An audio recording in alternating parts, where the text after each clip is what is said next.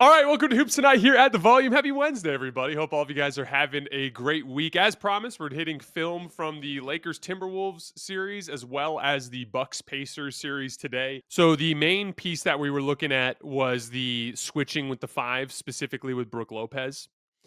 And I want to just show specifically how untenable this is and why Doc Rivers basically just needs to bail on Brook Lopez and either keep his minutes extremely low or bail on him entirely. I would just keep his minutes low. But he's just too slow-footed to be able to handle these matchups. As you can see, switch the ball screen. Look at how easily Tyrese can get around him. All he has to do really is this right here. If you look, you can kind of see him look up. Look at his head right as he sits in that high hesitation right here. Right there, he's threatening the shot. And when he does, you can actually see Brook's weight shift forward. Watch Brook's weight shift forward just barely. Ready? Boom. Weight forward. Right as his weight is forward, Tyrese goes right around him. And you're going to see that over and over again. Giannis helps. Easy kick out to Miles Turner. Corner three. Knocked down. This one was the fancy scoop shot. This was just really impressive footwork. Gets Brook on the switch. Brook does a nice job staying disciplined and not leaning forward on that one, so he ends up actually beating Tyrese to the spot. But on this pivot through, look at once again Brook's weight shift forward.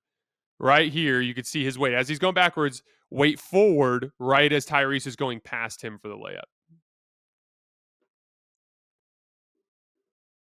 Here's the dunk. Watch the weight forward. We get the switch. Right there is the head fake. See it? He's looking at the rim, ball in his strong hand. That's him selling the shot. Watch what Brook does. Brook immediately responds by coming forward. That's when Tyrese goes past him. You can see that dynamic. It's just the head fake. Just that little bit of a look at the rim, bites Brook forward and gets him that driving lane. This time, Damian Lillard doesn't want to help. Tyrese gets a dunk. Here's the drop off to Siakam in the second half.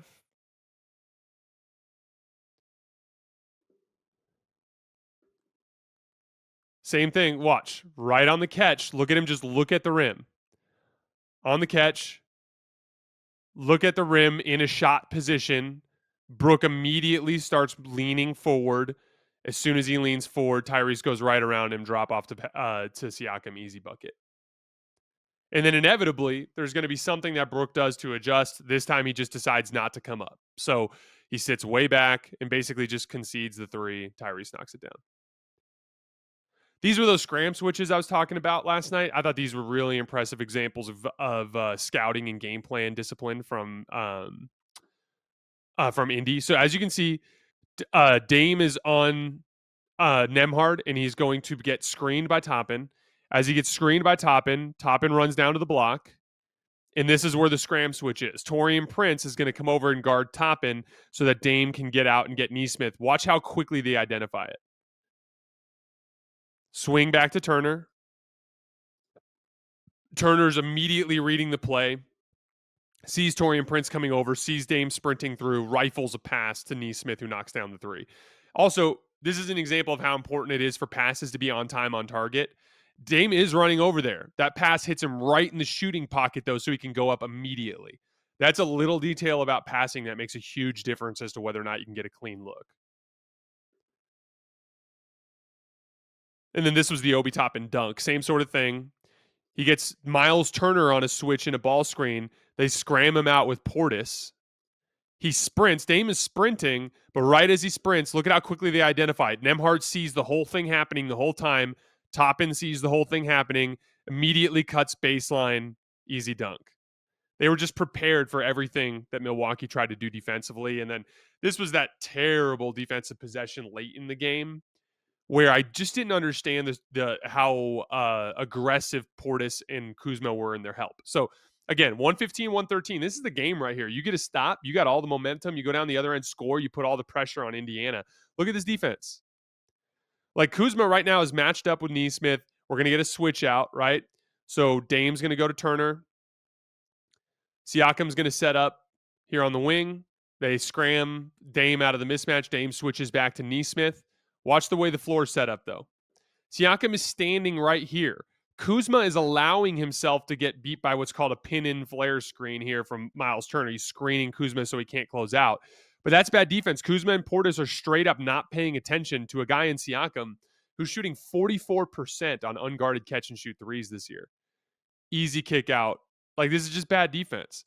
And that doesn't even account for the fact that Indiana missed several clean looks during the run anyway. And so, again, until Milwaukee finds a way to get stops, and again, it's getting Lopez off the floor. He's too slow-footed to be able to handle this matchup.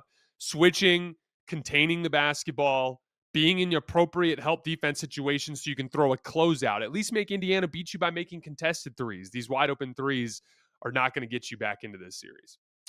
All right, guys, that's all I have for today. As always, I sincerely appreciate you guys for supporting me and supporting the show.